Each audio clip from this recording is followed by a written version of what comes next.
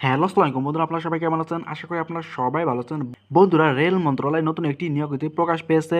নিয়োগ বিজ্ঞপ্তি প্রকাশ পেয়েছে 24শে এপ্রিল 2024 তারিখে।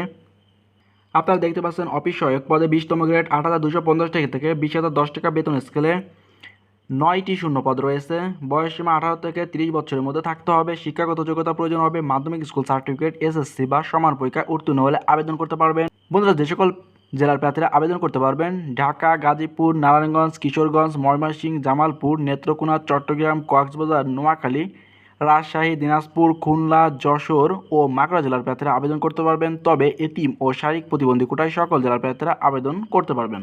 সাধারণত প্রার্থীর বয়স 31/3/2024 তারিখ অবশ্যই 18 থেকে 30 বছরের মধ্যে থাকতে হবে।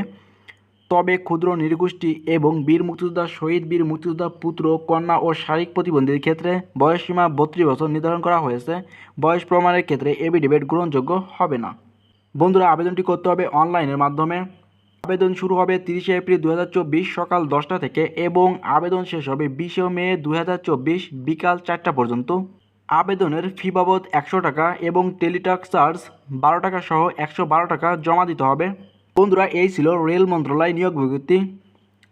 বন্ধুরা, আমাদের এই চ্যানেলে প্রতিনিয়ত সরকারি চাকরির আপডেট জানানো হয়ে থাকে। সকল আপডেট সময় মতো পেতে আমাদের চ্যানেল সাবস্ক্রাইব করে রাখুন। ধন্যবাদ।